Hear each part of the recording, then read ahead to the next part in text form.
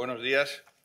Vamos a dar comienzo a la primera mesa dentro de lo que es esta jornada, que, como se ha mencionado en la inauguración, está compuesta por 5 mesas. Y esta primera mesa la dedicamos a la adenda de Plan de Recuperación y Resiliencia, la adenda que es la segunda parte de este plan, y la mesa estará dividida en 2 bloques. Un primer bloque en donde principalmente, y quiero agradecer su presencia, al secretario de Estado de Economía, nos dará una visión de en qué momento se encuentra la adenda y qué perspectivas tenemos con ella. Antes de cederle la palabra, sí me gustaría trasladarles algunas impresiones desde el punto de vista de la COE.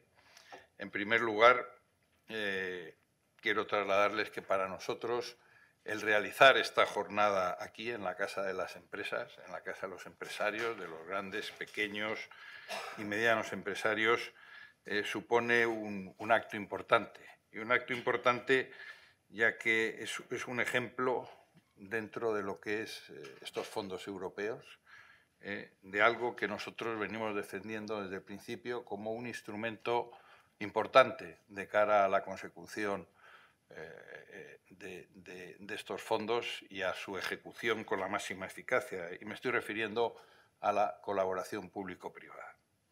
Bien, en este sentido, con el foco puesto en las oportunidades que van a ofrecer, en este caso, estos más de 93.000 millones, me parece, de euros que conforman la deuda del plan de recuperación, me gustaría señalar 3 cuestiones principales. Por un lado, no podemos olvidar la importancia que tiene, en este caso, la Unión Europea y el acierto que ha tenido de poner en marcha estos fondos en un momento importante, en un momento en que Europa estaba en una crisis económica y de sanidad, en un momento en que todos los países necesitaban de un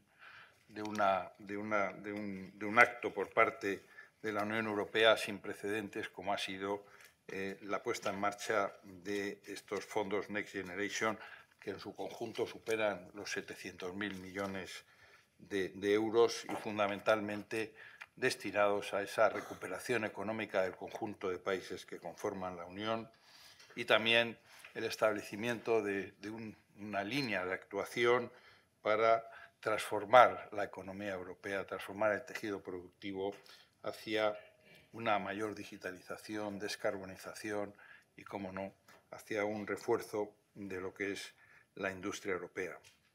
Además, una vez superada esta pandemia, los enormes desafíos de carácter geopolítico a los que nos hemos venido enfrentando, como ha sido la invasión de Ucrania por parte de Rusia o la situación que se vive en Oriente Próximo, deben tener en estos fondos una palanca que nos garantice que todos, en este caso todos los Estados miembros de la Unión Europea, estamos en unas condiciones óptimas, o por lo menos tenemos esa base de apoyo para superar cualquier dificultad, especialmente en lo que se refiere a los temas de suministro energético, precios de energía o de las cadenas de valor.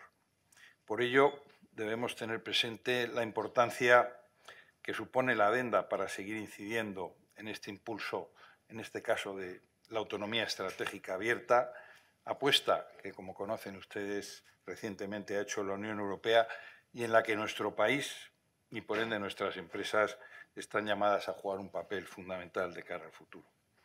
En segundo lugar, y refiriéndome al apartado de inversiones, como saben, el Gobierno ha concentrado los fondos de la adenda sobre todo en la figura de 12 proyectos estratégicos dentro del Plan de Recuperación y Resiliencia y en el que destina más de 30.000 millones de euros.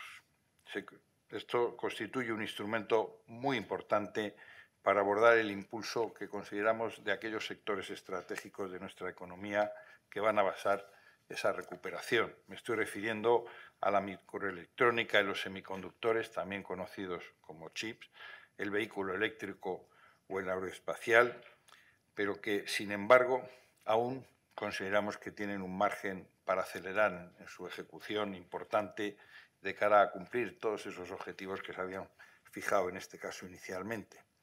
En esta línea también me gustaría destacar la importancia que tienen estos fondos para una asignatura pendiente que tiene nuestra economía y que siempre hemos venido desde COE resaltando. Me estoy refiriendo al impulso y a considerar mucho más importancia en la economía por parte de la industria. La industria puesta en esa parte de nuestra economía que aporta un valor añadido importante y una creación de empleo de calidad. Nos situamos en el Ecuador, un poco después del Ecuador de estos fondos. Quedan 2 años para cumplir ese plazo de plan de recuperación. Hasta la fecha hemos recibido, y si no el secretario de Estado nos corregirá, cerca de o más de 38.000 millones de euros.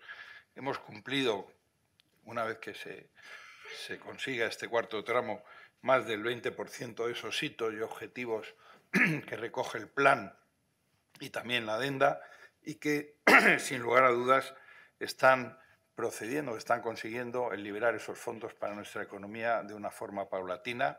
Es verdad que en los últimos tiempos se ha producido una cierta ralentización. Desde marzo, abril de 2023 no se liberan fondos, pero consideramos que hay que darle un impulso, y en este sentido hay que darle un impulso a través de una mayor información sobre cuál es el estado de los fondos, tanto a nivel nacional como por comunidades autónomas, también incidiendo, y se ha mencionado al principio en la inauguración, sobre la reducción de esa complejidad en el acceso directo a las solicitudes, reducir esa burocracia que está frenando en muchos casos la participación de muchas empresas. Y es importante también que sigamos acelerando el trabajo en la publicación de las convocatorias y, como he dicho, en ese acceso del tejido productivo para aprovechar ese efecto tractor que están dando las grandes empresas, en este caso, para que se haga más efectivo su llegada principalmente a las pymes y autónomos que verdaderamente constituyen el conjunto, la gran parte de nuestro tejido empresarial. Finalmente, me gustaría incidir en una cuestión que venimos reclamando siempre desde COE y que en este caso, atendiendo a lo que constituye la adenda, donde fundamentalmente predominan los préstamos, me estoy refiriendo, y seguro que posteriormente se resaltará, a la necesidad de una mayor implicación de nuestro sector financiero en la canalización de los fondos. En concreto, nosotros estamos convencidos de que una mayor implicación de nuestro sector financiero en la ejecución, en este caso de los préstamos de la adenda, va a facilitar esa mayor agilidad y capilaridad que necesita para llegar a nuestro tejido productivo, en este caso, por supuesto, las pymes.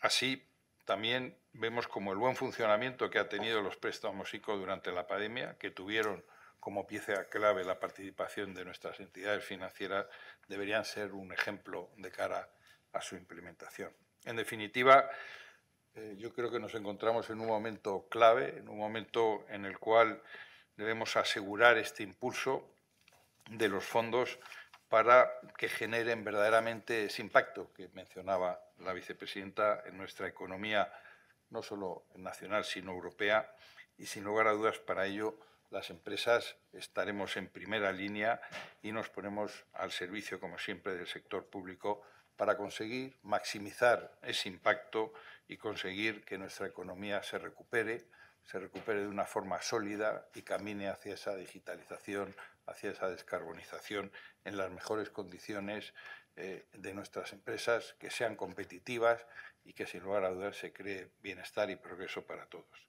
Bien, yo me quedo aquí y le voy a pasar la palabra al secretario de Estado, que una vez que intervenga se tiene que ir por otros compromisos, y daremos paso al segundo bloque y pediré a los participantes que suban aquí al estrado. Muchas gracias. Muchas gracias, José Alberto.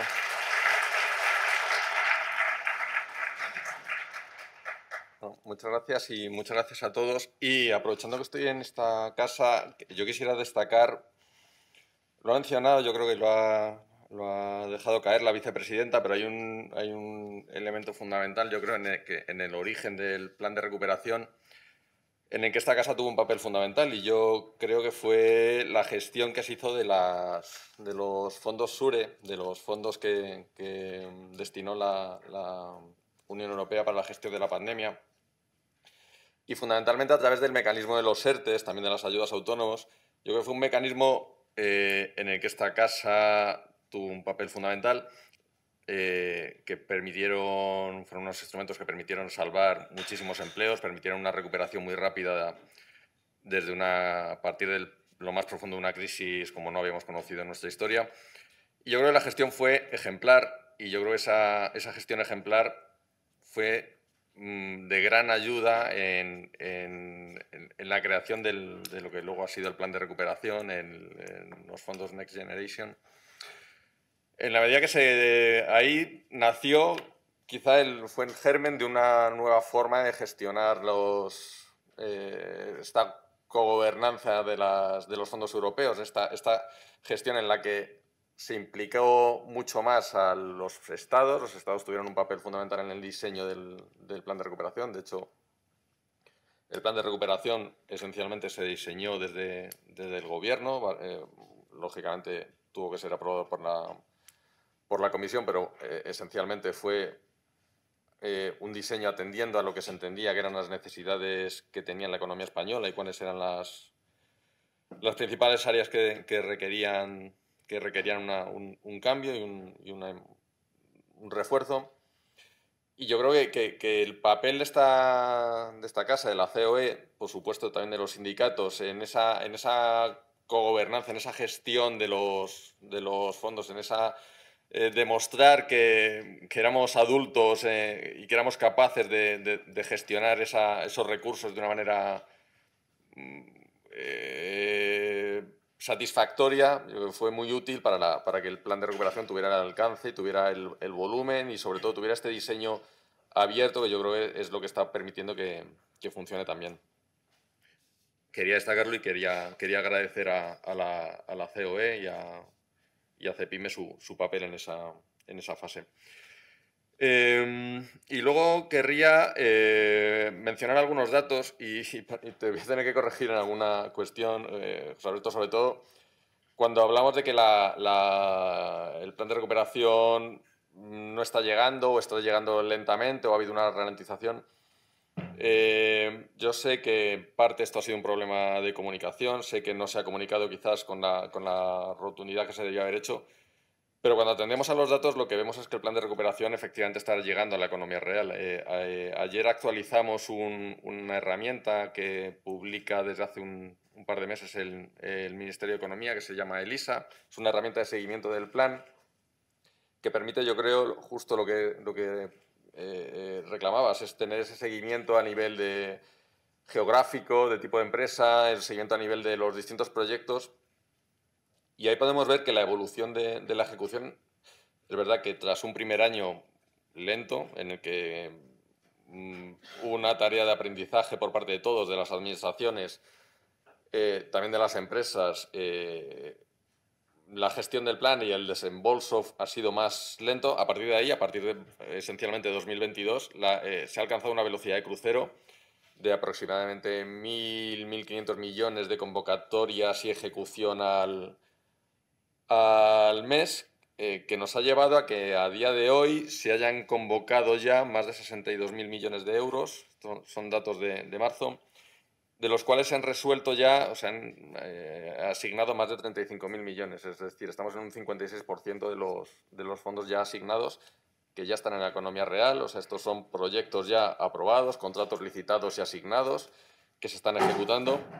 Por lo tanto, el plan de recuperación yo creo que está llegando y además no solo está llegando, sino que estamos viendo sus efectos de una manera muy importante en la economía.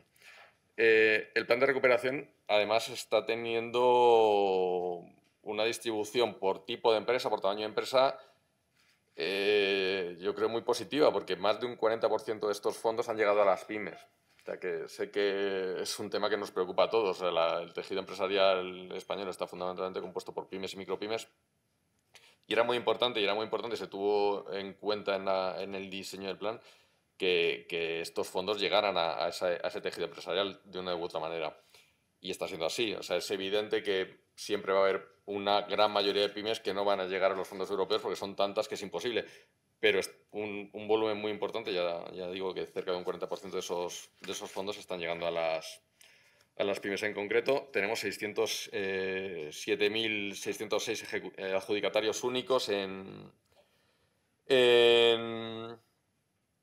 a finales de marzo, de los cuales un 38,9% son pymes y micropymes y un 23,3%, del importe total resuelto, estoy hablando, no del número de empresas, un 23% son grandes empresas.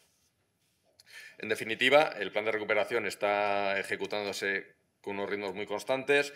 La primera parte del plan, que fundamentalmente eran transferencias, estamos ya por encima de la mitad. Se ha convocado prácticamente su totalidad, 62.000 millones de 69, y se han ejecutado 35.000 millones. Y ahora llegamos a la segunda parte. En la segunda parte, como decías, es la adenda. La adenda tiene un carácter muy distinto a la primera parte y a mí me gusta verlo como el momento en el que el sector público cede el testigo al sector privado. O sea, la adenda, como has explicado, en su gran mayoría va a consistir en préstamos. O sea, hay 10.000 millones de nuevas transferencias, pero en su gran mayoría van a ser, es un volumen de unos 83.000 millones de préstamos. Y en los préstamos el impulso fundamental tiene que venir del sector privado. O sea, los préstamos tendrán impacto si hay demanda, si las empresas tienen proyectos productivos que les permitan recurrir a esos préstamos y que les lleven a solicitar esa financiación. La financiación va a estar ahí en unas condiciones muy competitivas y ahora en la mesa que va a tener lugar a continuación se podrá entrar en mucho más detalle. Yo creo que las condiciones en las que se van a ofrecer esos préstamos, fundamentalmente a través de ICO, de BEI, aunque también a través de algunos de los fondos que se van a crear ad hoc, van a estar a disposición de la economía. Pero lo fundamental yo creo que es eso, que en este momento, yo creo que estos primeros años del plan de recuperación lo que han permitido es dar cumplimiento a los objetivos que contiene en sus propias siglas, ¿no? Es un plan de recuperación tras la pandemia, transformación. La economía española yo creo que es indudable que se está transformando y cuando vamos a las cifras de crecimiento así lo vemos, no solamente porque esté creciendo España muy por encima de lo que estaban creciendo nuestros pares, como explicaba la vicepresidenta, sino porque además lo estamos haciendo de una manera distinta a otras etapas de nuestra historia reciente. Estamos viendo cómo están creciendo sectores de mucho más valor añadido, estamos viendo cómo no estamos acumulando desequilibrios macroeconómicos como ocurría en otras fases de crecimiento, todo lo contrario, tenemos un superávit en el sector exterior, no tenemos ningún sector que esté acumulando riesgos de crecimiento en el corto plazo y al revés, lo que estamos viendo es que las posibles amenazas al crecimiento son más bien de escasez de recursos en algunos sectores. O sea que yo diría que esa transformación se está produciendo. De hecho, hay un dato que nos gusta explicar y es que la composición sectorial del crecimiento en el empleo que estamos viendo en los últimos años explica un porcentaje significativo del crecimiento en la productividad. O sea, es decir, incluso aunque no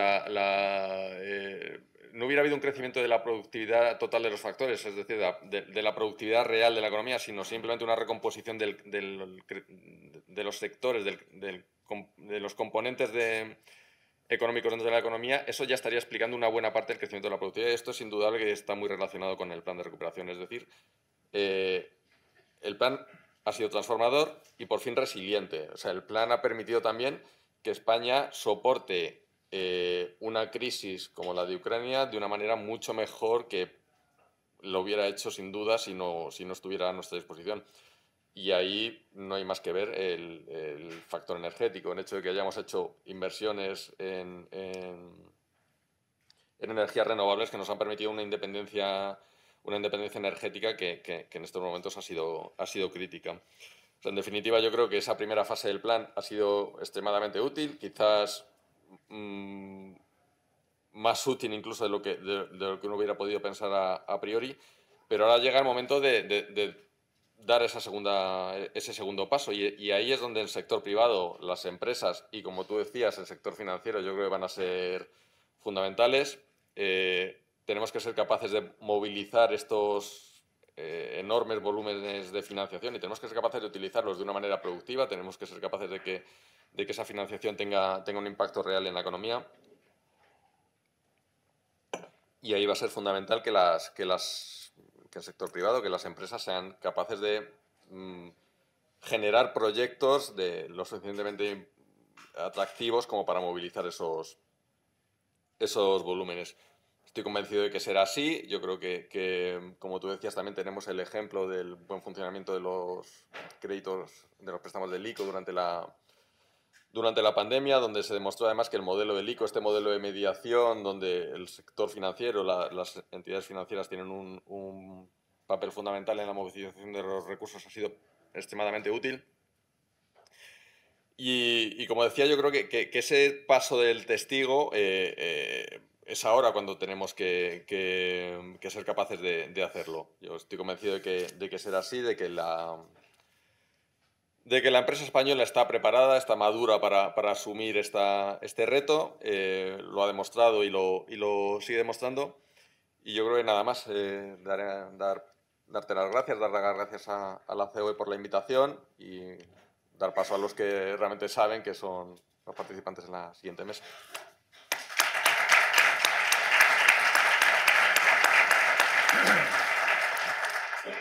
Bueno, pues muchas gracias, secretario de Estado, por tu intervención y por habernos aclarado ese nuevo programa ELISA, que supongo que sustituye al COFI, ¿no? No, perdona que aprovecho para explicarlo bien. No sustituye al COFI, no tiene nada que ver. Este es una herramienta que lo que hace es cuando se diseñó el plan de recuperación, lo último que se tenía en mente era difundir la información estadística. Lógicamente las prioridades en ese momento eran otras. Y es verdad que faltó en ese primer momento, yo creo, un diseño que permitiera al público en general, al público más especializado, a las empresas, tener ese seguimiento en la cabeza de cómo se está ejecutando, de cuál está siendo el desarrollo y la aplicación de los fondos de recuperación. Internamente, nosotros, el Ministerio de Economía, pero también muchas otras instituciones, lo que empezamos a utilizar fueron los datos de la plataforma de contratación del Estado y de la base de datos de subvenciones. Son datos públicos, todos los datos que se están utilizando para esta herramienta ELISA son datos que ya eran públicos y que estaban publicados, pero estaban publicados de manera individual, contrato a contrato, subvención a subvención. Esta herramienta lo que hace es agregar todos esos datos y luego hacer una explotación estadística que permite cruzar con los datos de las empresas y entonces decir si los datos están llegando, si los fondos están llegando a empresas pequeñas, grandes, de determinado sector, de determinada comunidad autónoma. Os hace esa explotación estadística de una manera, yo creo que os animo a todos a explorarlo. Lo podéis encontrar tanto en la web del Ministerio de Economía como en la web del Ministerio en la web del Plan de Recuperación. Hay un enlace a la herramienta. Y yo creo que permite una explotación muy fácil, muy intuitiva, muy amigable de los datos para hacer ese seguimiento, ver cuánto se está ejecutando, cuáles son los ritmos. Y no tiene nada que ver con el COFI porque COFI lo que hace está pensado para una gestión más administrativa, para un seguimiento más a nivel interno, de comunicación con la Comisión Europea. Eso es una herramienta con otra naturaleza y otra intención. Esto yo creo que es mucho más útil para hacer un seguimiento y de hecho ya te digo que el origen de esto es una herramienta interna que utilizábamos nosotros. O sea, yo creo que es muy ágil, muy interesante, lo vamos a actualizar mensualmente y no solo eso, sino que además toda la base de datos que hay por debajo, toda esa base de datos con registros individuales, con cada uno de los proyectos a los que se han asignado fondos europeos, está disponible también. O sea, hay decenas de miles de proyectos que están ahí uno a uno. Ya digo, toda esta información es pública y ahí se puede analizar, se puede explorar y el que tenga interés puede ver puede jugar con la base de datos individual. O sea, es una herramienta yo creo que muy útil y que, como te decía, os animo a utilizar. Pues muchas gracias. Y si os parece, pasamos a la mesa. Así que los tres ponentes os pido que subáis.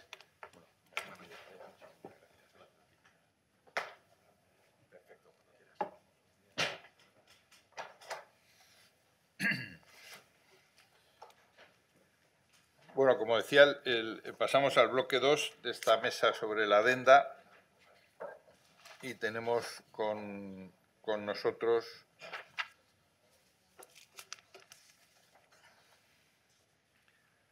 a Fernando Torrija, jefe de la oficina del Grupo BEI en España, a mi derecha, a José Carlos García Quevedo, que es presidente del ICO, que todos conocéis, y a María Bascal, directora general de AEB, también de la casa.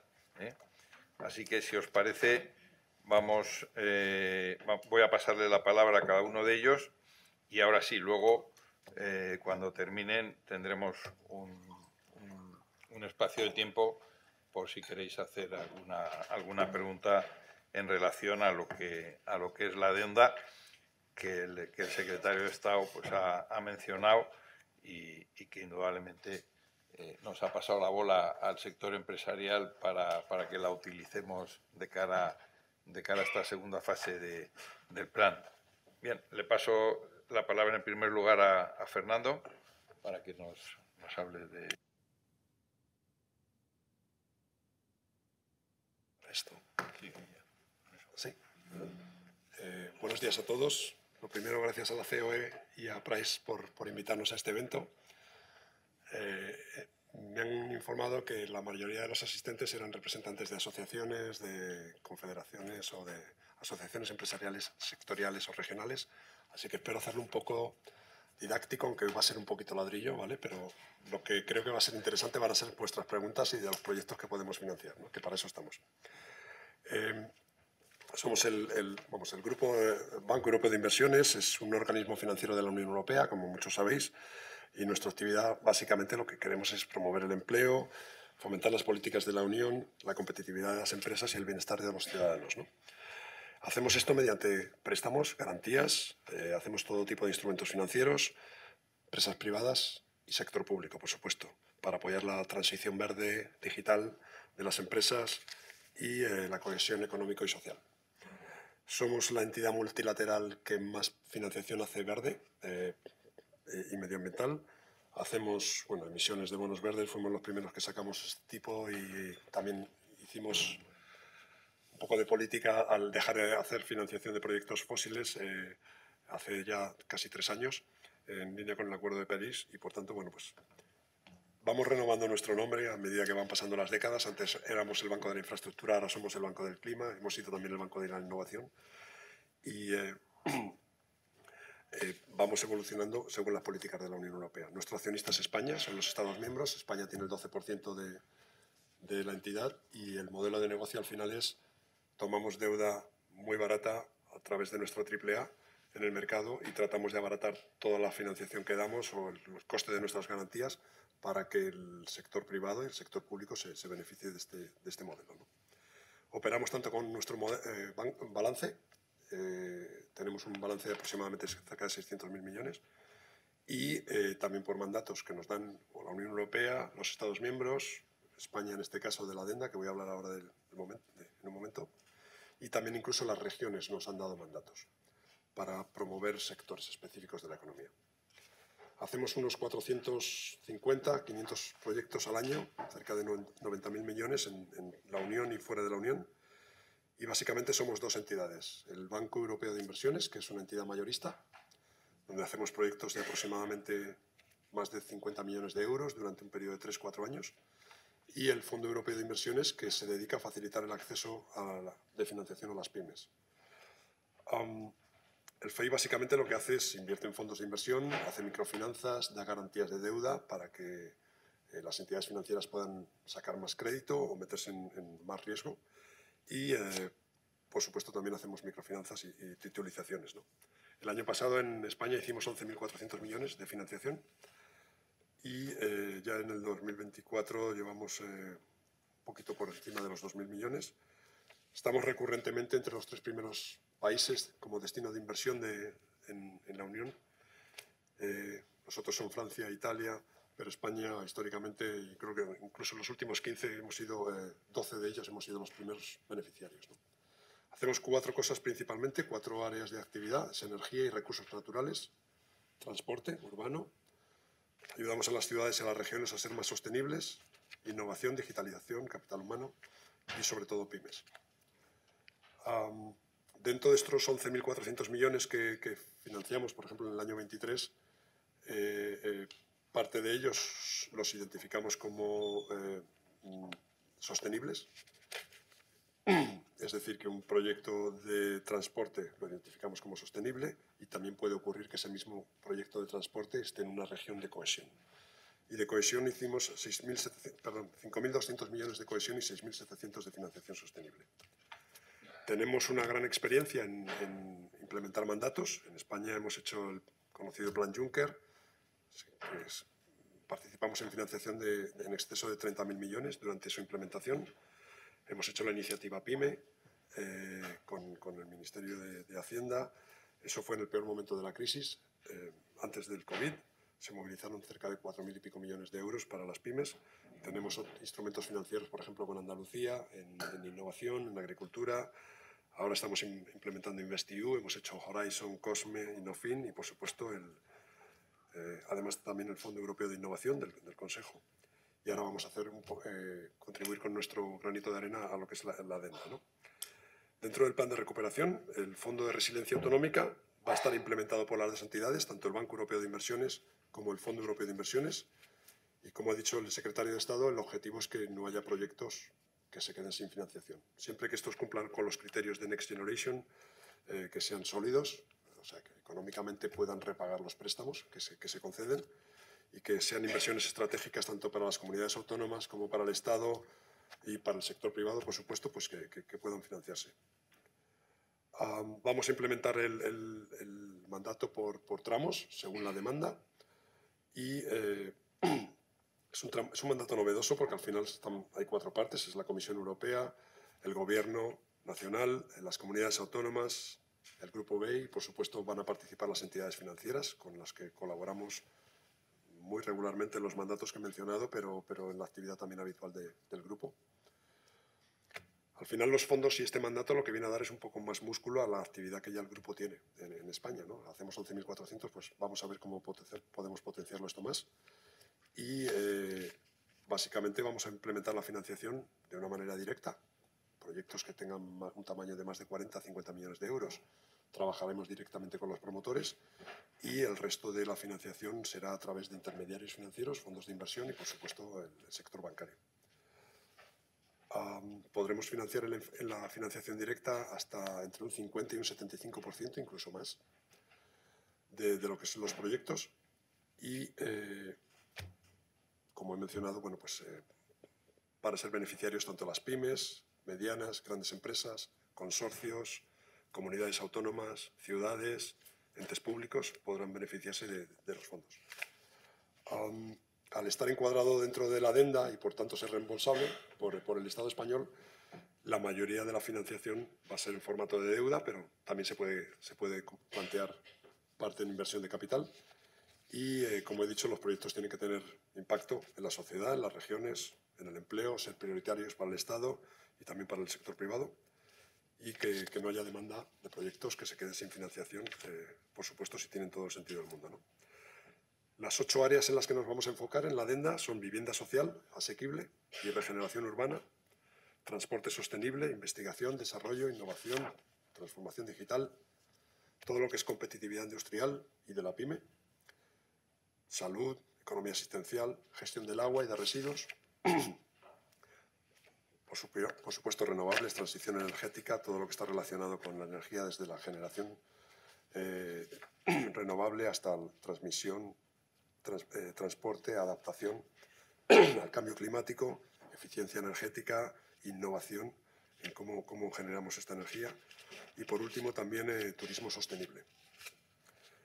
La financiación se adaptará al tipo de proyecto, básicamente, tanto en plazo de financiación, somos una entidad de largo plazo, estamos acostumbrados a hacer financiaciones más allá de lo que normalmente ofrece el mercado, y también las garantías que pidamos en los proyectos se adaptarán al tipo de proyecto, el formato Project Finance, financiación corporativa, según sea el caso y el tamaño del proyecto. Estamos ahora colaborando estrechamente con la Comisión Europea y con el Gobierno para cerrar los últimos aspectos técnicos y operacionales del nuevo instrumento y que se ponga en marcha rápidamente.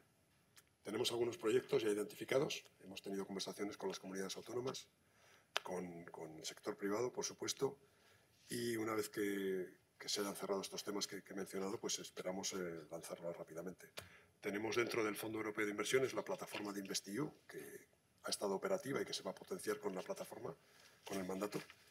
Y en financiación directa, como he dicho, ya tenemos algunos proyectos en línea.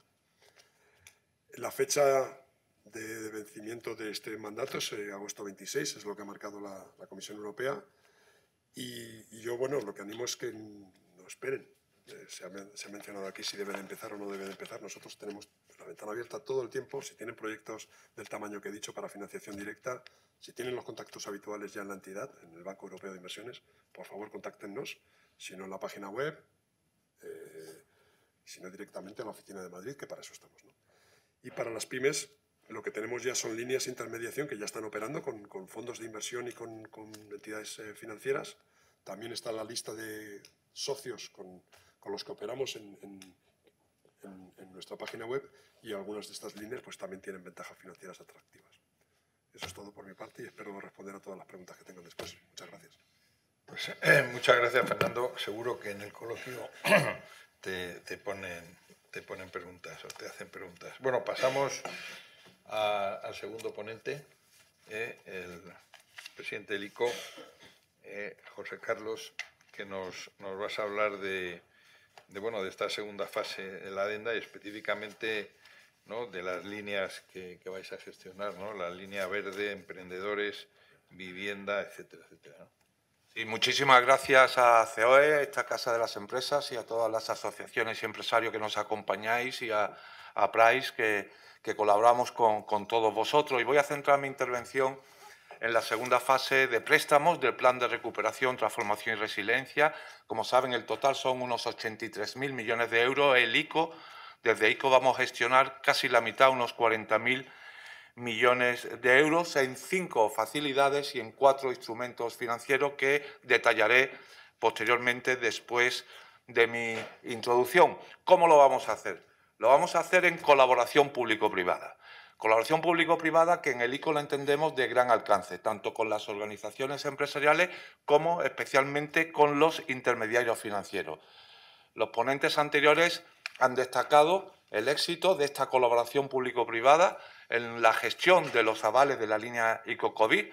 Los bancos españoles son muy eficientes, tienen una gran capilaridad en todo el territorio nacional y además son capaces de llegar a todas las empresas de todos los tamaños, especialmente pymes y autónomos y de todos los sectores.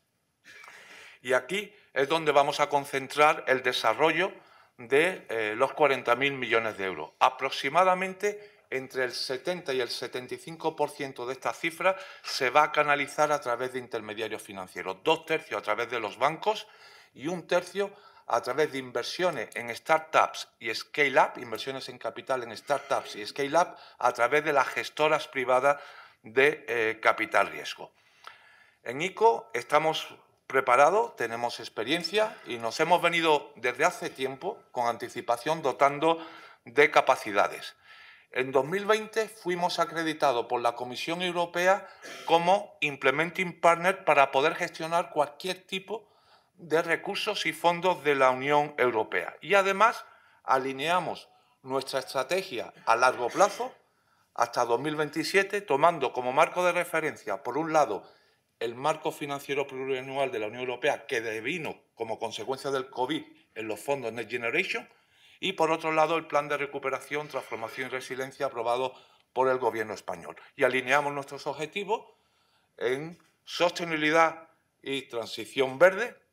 Aproximadamente el 46% de la financiación que otorgamos es sostenible, tanto verde como socialmente, en digitalización y en crecimiento empresarial. En estos años hemos estado gestionando ya fondos europeos, por ejemplo, Connecting Europe Facility, destinados a movilidad sostenible, por lo que el ICO gestiona tanto financiación bancaria tradicional, un préstamo a empresas españolas, y le gestiona subvención directamente de la Comisión Europea para proyectos en España. Aproximadamente, para que nos hagamos una idea, el 20% de los cargadores eléctricos para vehículos en este país ha sido financiado bajo esta modalidad a través de ICO con empresas españolas por todo el territorio nacional. También estamos acreditados en el programa de garantías InvestEU con la DG ECFIN de la Comisión, donde hemos sacado convocatorias de fondos en infraestructuras sostenibles y en energías renovables. Y con Fernando y el FEI, pues colaboramos habitualmente. Mucho de lo que hace el BEI y el FEI cuenta con cofinanciación también del ICO, hidrogeneras, plantas de hidrógenos y otros proyectos, como nuestra participación en la European Tech Champion Initiative del Fondo Europeo de Inversiones. Por lo tanto, nosotros vamos a gestionar, te referías a las 5 facilidades, que quiero insistir, y esto es muy importante para que lo tengan en cuenta las entidades financieras y los empresarios, que son para proyectos de inversión finalista acorde con cada uno de los objetivos de cada una de las facilidades que paso a explicar. La facilidad ICO Verde de 22.000 millones de euros tienen que ser para proyectos de inversión destinados a la lucha contra el cambio climático para favorecer la sostenibilidad verde de los proyectos de inversión. Para todas las empresas, públicas, privadas, incluso en algunos casos, en muchos casos autónomos, comunidades propietarias en ocasiones, para proyectos de energía renovable, movilidad sostenible, adquisición de flota, cambios de maquinaria, de equipos por equipos más eficientes, etc. La facilidad empresas y emprendedores son para proyectos de inversión genéricos para crecimiento empresarial. Tendrá 8.150 millones de euros, de los que habrá un tramo específico dentro de esta cantidad de 1.000 millones para inversiones del sector turístico, que tan importante ha sido para la recuperación después de la pandemia, para inversiones dirigidas a la sostenibilidad del sector turístico, a la digitalización. La facilidad Nestec, con 4.000 millones de euros, centrada en la transformación digital, en Deep y High Tech, inteligencia artificial, en sentido amplio, biotecnología, algoritmos verdes, etc. La facilidad Audiovisual Hub, con 1.712 millones, contenidos digitales, realidad aumentada, producciones audiovisuales de todo tipo en cualquiera de las lenguas oficiales de nuestro país. Y también, por último, la facilidad de vivienda social para alquiler a precio asequible de 4.000 millones de euros, cada uno con los ministerios competentes. ¿Cómo lo vamos a hacer? Tenemos 4 instrumentos financieros. Las líneas ICO de mediación a través de los bancos. Los bancos, igual que hicieron el COVID, que fue tan exitoso, aplicarán sus políticas de análisis y admisión de riesgo y podrán financiar el 100% del proyecto de inversión. En financiación directa de ICO, para determinado tipo de proyectos de mayor tamaño con efectos tractor en las pymes, que podremos llegar hasta el 70%. Esto flexibiliza nuestra política de financiación y nuestro valor añadido son plazos más largos que lo que suele ser habitual. Podremos llegar 10, 12, 15, hasta 20 años y en el caso de vivienda de alquiler social incluso hasta los 30 años.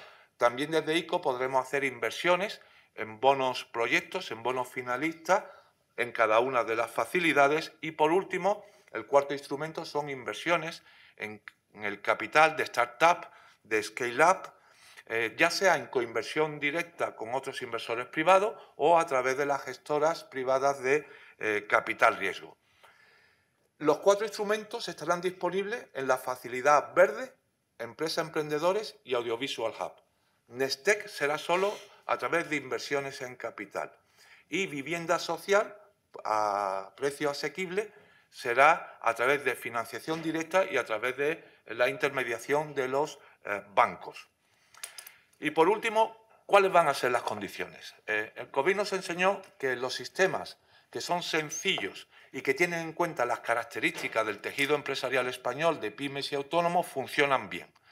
Por lo tanto, vamos a hacer un sistema, y hemos acordado, porque estas condiciones están acordadas con la Comisión Europea, un sistema sencillo basado en declaraciones responsables para aquellos proyectos de inversión por debajo de un umbral que son los 10 millones de euros. Toda financiación por debajo de 10 millones de euros, llevada a cabo a través de los intermediarios financieros, se verificarán a través de un sistema automático implantado en ICO que contrastará que están las declaraciones responsables. Las condiciones son variadas, las principales es el do not significant harm, no causar daño significativo al medio ambiente. En algunos programas de la Comisión se presupone que no hay daño significativo al medio ambiente cuando el proyecto es inferior a 10 millones de euros, de ahí la declaración responsable. También tendremos, en algunos casos, las declaraciones de ayudas de Estado cuando se haga a través de la intermediación, la no doble financiación de los mismos conceptos en un mismo proyecto con fondos de la Unión Europea, la no reestructuración de deudas, igual que en su día en COVID, etcétera, y la prevención del conflicto de intereses y el fraude. Pero esto, para simplificarlo aún más sin perder la rigurosidad, lo llevaremos a cabo a través de asistencias técnicas a estas verificaciones que estarán centralizadas dentro de ICO antes de conceder la financiación. Han hecho referencia al COFI, también se podría haber hecho referencia al Minerva, nos encargamos nosotros, no se preocupen, que lo haremos todo, este sistema de reporting, etcétera, estará internalizado dentro del ICO a través de las asistencias técnicas. Y por último, solo ya concluyo, la capacidad de ejecutar esta segunda fase de préstamos del Plan de Recuperación, Transformación y Resiliencia nos concierne a todos y se deberá llevar a cabo en esta colaboración público-privada con los intermediarios financieros que nos acompaña la EB aquí y también con las organizaciones empresariales que nos están ayudando muchísimo en la divulgación, en llegar a las pequeñas y medianas empresas, tanto aquí, en esta casa, como por todo el territorio nacional. Muchísimas gracias, como siempre, y entre todos jugaremos un papel fundamental. Gracias. Muchas gracias, José Carlos. Yo creo que es mucha información, muy interesante. Ha sido, como siempre, muy escueto, muy claro. Y bueno, es bueno saber que va a ser el ICO el que haga toda la difusión sobre todas estas líneas y el reporting a todo, en este caso, al conjunto de las empresas que son verdaderamente las interesadas en ello. Bueno, por último, pasamos al sector financiero. Necesaria su participación en esta operación. A ver qué nos dice, cómo lo ve. Pues buenos días a todos. Muchas gracias a los organizadores, a la COE y a Price por invitar a la Asociación Española de Banca a participar en estas jornadas de fondos europeos y en particular en esta mesa dedicada a la segunda fase del plan, ¿no? A la adenda que va a movilizar todos estos préstamos. Es un placer, desde luego, compartir mesa con el presidente del ICO, con el jefe de la oficina del Banco Europeo de Inversiones aquí en Madrid y después de la magnífica intervención del secretario de Estado de Economía. En mi intervención me gustaría comentar el papel de la banca precisamente en la canalización de estos fondos europeos en esta segunda fase. También compartir cómo vemos nosotros el estado de situación de la adenda, ¿no? y de las líneas de mediación en particular, y acabar con algunas propuestas que entendemos pueden ayudar pues, a ganar eficiencia, ¿no? y eficacia en la canalización de estos fondos. Creo que todos conocemos que hace ya más de 3 años que la Organización Mundial de la Salud declaró la COVID como una pandemia y esto nos llevó a quedarnos encerrados en casa, con unos meses pues, muy duros desde el punto de vista sanitario y humano, pero también con graves consecuencias económicas, ¿no? Esto llevó a que a nivel nacional los gobiernos adaptaran sus políticas fiscales con diversas ayudas y, entre otros, pues, se puso en marcha ahí, como se ha comentado, el magnífico ejemplo de colaboración público-privada en donde los bancos españoles, en colaboración con el ICO, movilizamos más de 140.000 millones de financiación con avales del ICO en un periodo de tiempo muy corto que requirió mucho esfuerzo pues, por parte de todos, ¿no? De equipos de riesgos, jurídicos, de las redes, para poner ese dinero y movilizar y que estuviera en manos de las empresas en un tiempo muy corto, porque se trataba de sobrevivir, ¿no?, a ese cierre impuesto por ley. A nivel europeo también, pues, precisamente estamos hablando de este acuerdo histórico que se alcanzó, ¿no?, con los fondos europeos de NextGen, los conocidos como NextGen, que nacen con esta vocación de transformar las economías, modernizar los tejidos productivos y facilitar esa transición verde y digital y reforzar la competitividad. Es verdad que todos estos fondos están sujetos a un plan, al conocido como España Puede, y bueno, pues ahora que nos encontramos en este Ecuador, ¿no?, del plan, creo que jornadas como estas nos ayudan mucho, pues, a situarnos donde estamos y cómo debemos prepararnos para esta segunda fase. El sector bancario español ha mostrado siempre su apoyo y su disposición a colaborar en la canalización de estos fondos. En la primera fase, digamos que no tenía un rol específico o no participó de una forma directa, pero sí que lo hizo indirectamente en la parte de las subvenciones, fundamentalmente pues, a través de la divulgación, de la difusión, de organizar seminarios, webinars para explicar a sus clientes, y también con alianzas con partners tecnológicos que ayudaran a los clientes, bueno, pues a acceder a esas convocatorias y a esas subvenciones.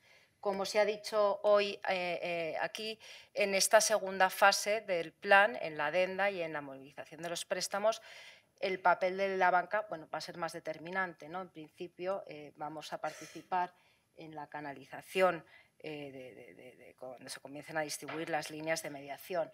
Entendemos que la banca tiene unos atributos adecuados, ¿no?, que pueden ayudar a la movilización rápida, como ya demostramos con la canalización de los avales COVID, fundamentalmente por la gran capilaridad, ¿no?, la gran base de clientes que tiene el sector, y también pues, los numerosos puntos y oficinas a lo largo de todo el territorio, que nos aseguran pues, que en fin, una inmensa mayoría de empresas y de autónomos pueden acceder a estas líneas de mediación. También por el conocimiento de los clientes, ¿no?, que te ayuda pues, a hacer un asesoramiento cercano para entender qué es lo que necesita, y por la experiencia probada en gestión de fondos, bueno, avales ICO, pero también PAC y otros fondos europeos en el pasado, ¿no?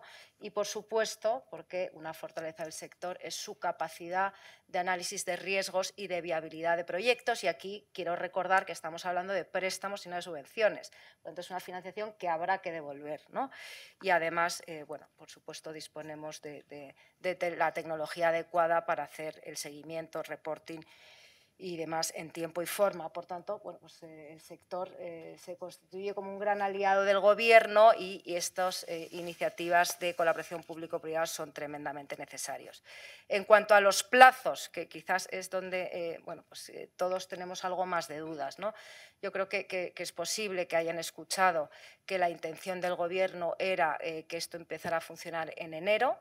Bueno, y lo que hemos visto es que pues, estos plazos se han ido alargando quizás más de lo deseado por parte de todos, aunque el plazo final de solicitud, el de agosto del 26, no se ha movido. Por tanto, esto lo que nos lleva es que se reduce el plazo que tenemos para canalizar los fondos.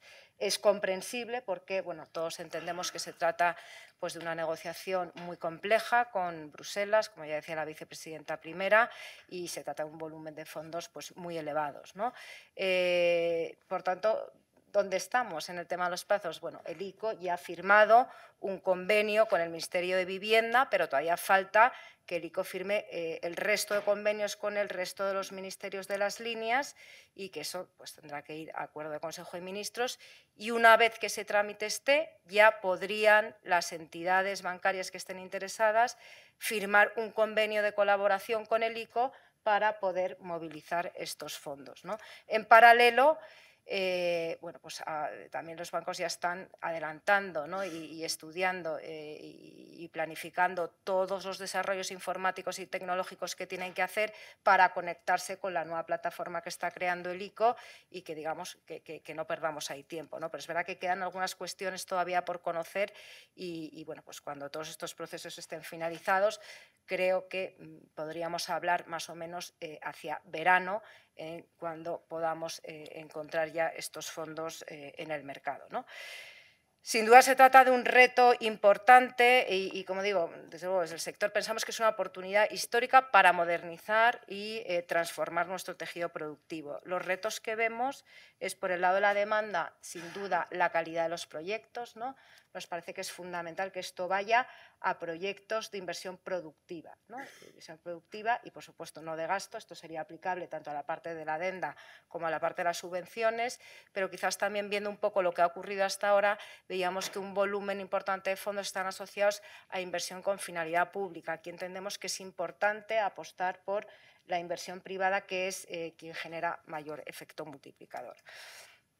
Y el otro gran reto es el número de proyectos a financiar. Y aquí, bueno, me gustaría quizás comentar un poco el cambio de contexto. Es verdad que, bueno, cuando movilizamos los 140.000 millones, ahí teníamos unos tipos de interés reducidos y una demanda de crédito muy fuerte, porque lo que había era una necesidad de liquidez y, bueno, pues esa demanda, digamos que ya estaba ahí, ¿no? Con lo cual, bueno, pues hubo un esfuerzo importante, pero también la demanda estaba ahí.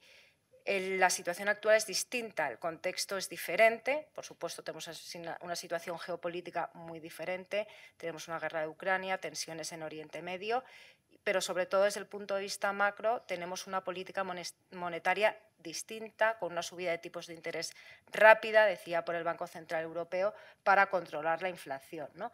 Por tanto, bueno, desde la AEB lo que vemos es que en los últimos trimestres la actividad crediticia se ha desacelerado fundamentalmente porque, de alguna forma, la política monetaria, claro, está haciendo su función y hay bueno, pues una desaceleración en la demanda de crédito. Por tanto, aquí el gran reto va a ser pues generar o encontrar demanda de crédito solvente suficiente, ¿no? Porque bueno, pues eso será lo que determine que verdaderamente podamos colocar esos fondos.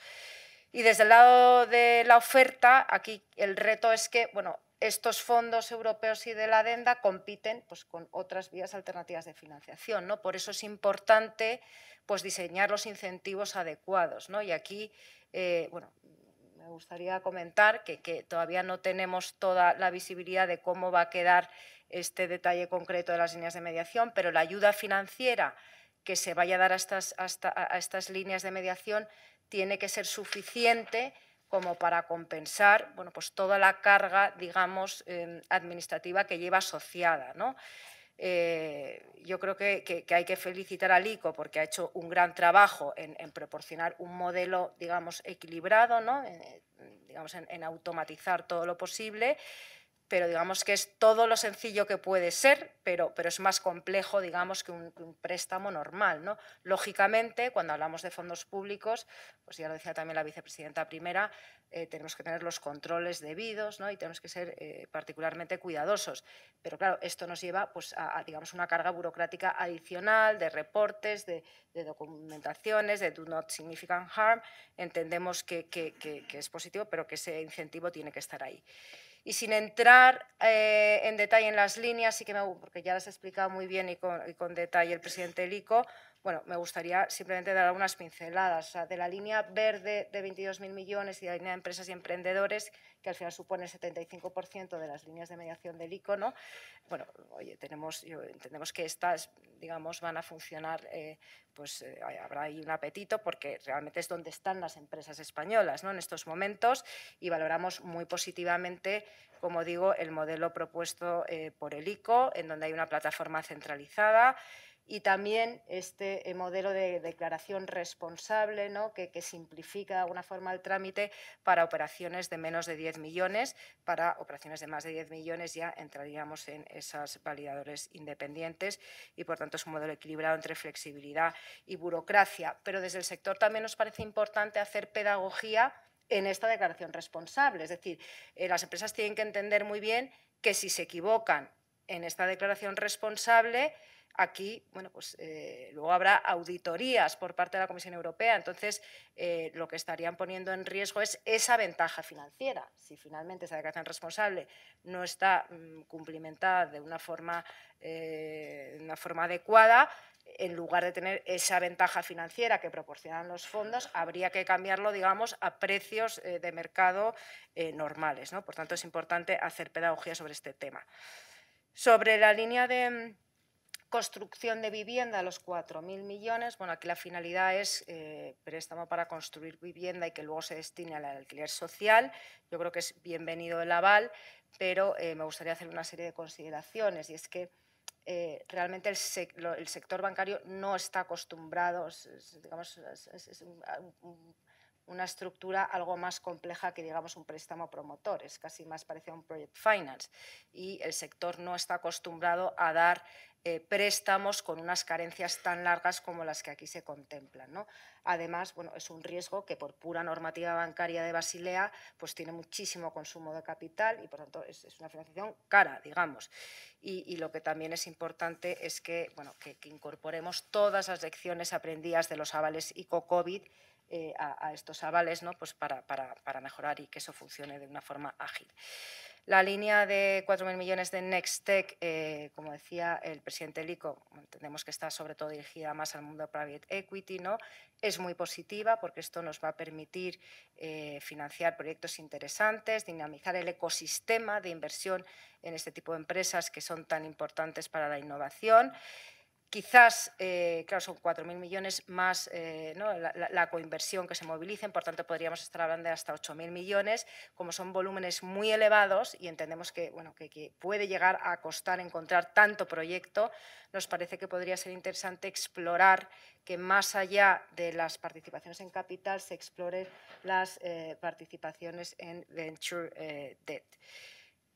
Hemos escuchado con muchísima atención todo lo que el BEI ha comentado y desde luego que desde aquí reiteramos también nuestro ofrecimiento a colaborar y seguir trabajando juntos. Y por concluir, con algunas recomendaciones a futuro, ¿no? A nosotros nos parece que para mejorar la eficacia en la canalización de los fondos, lo primero es importantísimo el seguimiento del plan. Damos la bienvenida a la herramienta ELISA, nos parece que es muy importante y que, bueno, pues genera información nueva relevante como el volumen de adjudicaciones. Y bueno, sugerimos, ¿no?, que nos parece que echamos en falta algunas cuestiones que sería interesante trabajar ahí y que esta herramienta también la pueda proporcionar, como los desembolsos efectuados, el seguimiento de los PERTES, el seguimiento de las palancas tractoras y luego, por supuesto, pues una evaluación del gasto, si no puede ser ex ante, por lo menos ex post. También es fundamental seguir reforzando la transparencia y divulgación. Yo creo que aquí se ha hecho mucho, pero nos parece que es importante que las distintas agencias estatales den divulgación a las líneas de mediación del ICO, bueno, pues para que, en fin, para que lleguen a los distintos sectores. Un elemento adicional es que nos parece que digamos, que todas estas inversiones que tanto el ICO como las entidades financieras hagan en conectarse, ¿no?, en esta nueva plataforma, que se reutilice a futuro, en el sentido que, bueno, que estemos sembrando hoy, digamos, los canales de distribución de fondos europeos, no necesariamente Next Gen, ¿no?, sino de lo que tengamos a futuro, para tenerlo ya ahí preparado. Y por último, bueno, yo creo que se ha hablado hoy aquí mucho, ¿no?, de los esfuerzos de comunicación que desde el Gobierno, desde la COE, desde las propias entidades financieras, todos, mundo consultores, hacemos de este plan, pero creo que debemos seguir insistiendo en hacer divulgación y comunicación sencilla para que las pymes entiendan cuál es la finalidad de estos fondos, cómo pueden acceder, ¿no?, y cuáles son las convocatorias. Desde el sector, desde luego, reiteramos esta disposición para colaborar. Muchas gracias. Pues muchas gracias por tu explicación, María. Bueno, vamos un poco con retraso, pero yo creo que tenemos que dar paso a un pequeño coloquio antes de pasar al café. Oyéndoos, voy a intentar haceros la primera cuestión, ¿no? Me surge, en estos momentos, todas estas líneas de la adenda no están disponibles, ¿no? Tú hablabas de verano. Eso significa que si, según el plan, no sé, la adenda, todo tiene que estar ejecutado en agosto del 2026, estamos hablando de poco más de 2 años. ¿Cuál es vuestra opinión? Porque claro, el sector productivo tiene que absorber esos 83.000 millones en 2 años y la ejecución de los proyectos en 2 años. Supongo que los plazos de los préstamos irán más allá, pero ¿hay alguna posibilidad de alargar esa ejecución? Se hablaba, a lo mejor en los objetivos, en los hitos, que la Comisión Europea iba a permitir una cierta flexibilidad, pero en este caso nos parece un plazo corto para poder absorber tal cantidad de recursos. Si me permitís, voy a dar dos elementos. Estamos trabajando en el servicio de estudio y hemos visto lo que ha hecho el sector financiero en los 2 últimos años de nueva financiación a las empresas. 40.000 millones de euros que gestionaría el ICO, cálculos todavía preliminares que tenemos que ajustar, supondría en 2 años, que es lo que resta, un 6, un 8% de lo que se ha hecho. Es verdad que en estos datos de financiación hay proyectos de inversión y hay otros conceptos de CAPEX o de capital circulante vinculado que hay que desglosar, pero son cantidades que, puesto en términos relativos, es factible hacerlo en un breve espacio de tiempo. Sobre todo si establecemos, como está previsto, los sistemas simplificados para las pequeñas y medianas empresas, los autónomos, etcétera, para estos proyectos de inversión finalista. La fecha de agosto de 2026 es una fecha que está establecida por la Comisión y los Estados miembros de la Unión Europea. A diferencia de la primera fase, que son subvenciones y transferencias, que tienen que estar ejecutadas efectivamente a esa fecha, los préstamos, en principio, el planteamiento es que tienen que estar formalizados y los desembolsos se harán al ritmo de cada proyecto de inversión. 2, 4 años, en vivienda social, pues más años. No estoy hablando de los plazos, sino de la ejecución del proyecto. Es decir, que el corte de agosto de 2026 es formalización del préstamo, no desembolso y ejecución del proyecto antes, sino el proyecto se ejecutará con el plazo que el empresario necesite para que se ejecute.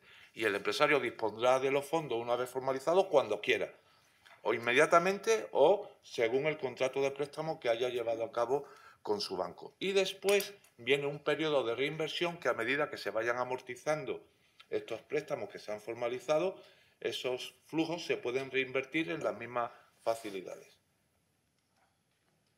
Si puedo completar, bueno, yo cuando decía verano, digo también por aclararlo, es si se cumplen todos los trámites, ¿no? O sea, la banca no puede firmar con el ICO hasta que, digamos, esto esté totalmente aprobado a nivel de gobierno, ¿no? y de Comisión Europea y demás.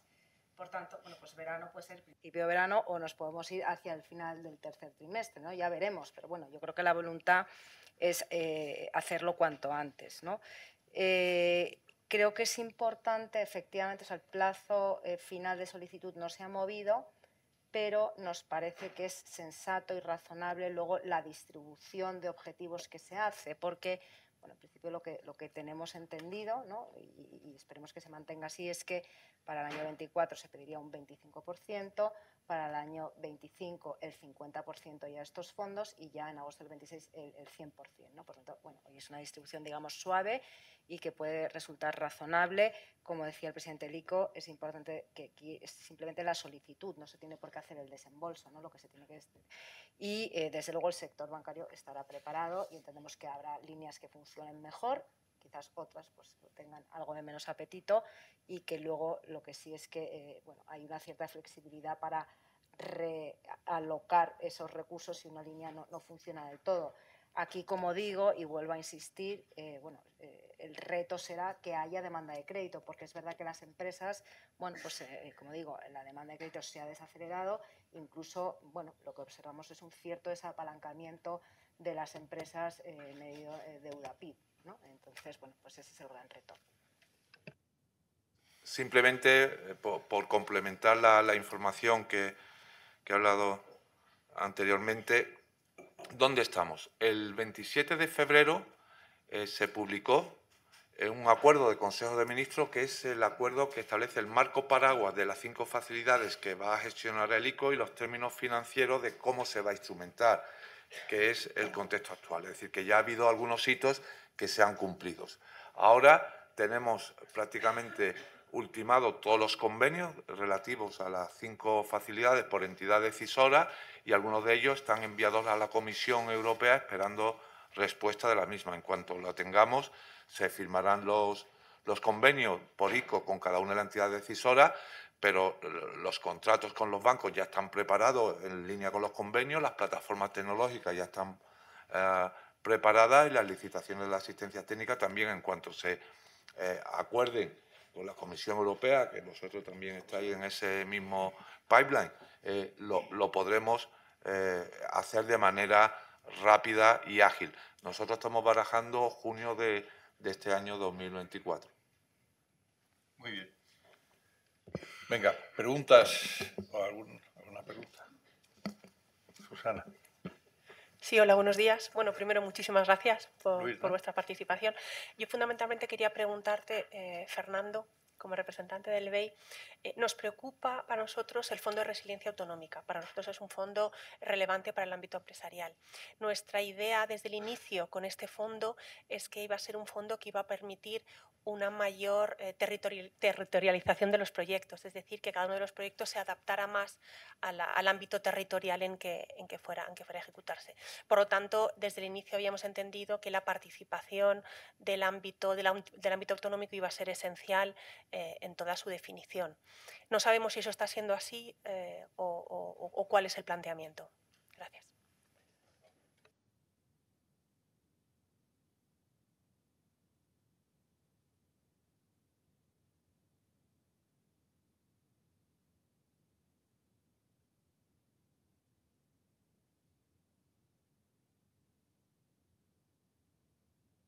Nombre Fondo de Resiliencia Autonómico y les toca a las comunidades autónomas interactuar con nosotros para que puedan presentar todos esos proyectos de interés regional que tengan, sin duda. Y nosotros tenemos las relaciones con las comunidades autónomas que siempre han sido las que son, de décadas, ¿no? Y en este sentido estamos hablando con ellos. La gobernanza del mandato la está marcando el Ministerio de Economía, cómo van a estar involucradas. Van a estar involucradas, por supuesto, lo ha dicho el secretario de Estado quizá no en este evento, pero en eventos anteriores, y lo ha dicho el ministro. Pero nosotros ya estamos en contacto con ellas habitualmente. O sea, cofinanciamos con ellas todos los programas operativos, hemos financiado transportes urbanos, hospitales, educación, etcétera, y en ese sentido ya tenemos identificados proyectos que se financiarán. De hecho, ya estamos avanzando en algunos de ellos, en el proceso de aprobación para que en el momento que tengamos la adenda formalizada, pues se puedan llevar a cabo. Lo que no estamos haciendo es cuotas. Eso no lo vamos a hacer, porque si estamos hablando de demanda, estamos hablando de transformación de la economía, dinero hay. Yo creo que hay más dinero que nunca. Creo que todos somos conscientes de eso. Lo que hay que es, primero, que haya la demanda y luego poderlo sacar el proceso administrativo y lo que es la financiación. Pero cuotas no vamos a hacer. Como solo confirmo lo que ha dicho el Ministerio de Economía quizá en otros eventos, participarán en la gobernanza y, por supuesto, en la promoción de proyectos, en la presentación de proyectos y en la ejecución. Gracias. Hola, buenos días. ¿Quién? Buenos días, estoy por aquí, en la derecha. Que no te veo. Perdón. Sí, de la Federación de Empresas de La Rioja. Sí quería una pregunta en relación a los préstamos. ¿Qué nos puede decir de los tipos de interés? ¿Cómo se van a configurar? ¿Qué puede esperar una empresa que quiera acceder a un préstamo del ICO? Muy bien. El valor añadido y las ventajas de los préstamos del plan de recuperación es que nos establece una red de estabilidad en la financiación a través del fondeo de la Comisión Europea, que tiene un diferencial en relación con el Tesoro. Depende los plazos y depende la curva de tipos. La ventaja en términos de diferencial podría estar entre los 20 y los 30 puntos básicos. Y a esto hay que añadir un plazo que puede ser mayor al que habitualmente se concede en el mercado. Desde ICO lo que vamos a hacer a través de las líneas ICO de mediación es establecer plazos que podrían llegar, en términos generales, hasta los 20 años y que las partes puedan acordar para que llegue la financiación entre 1 o 2 años de carencia.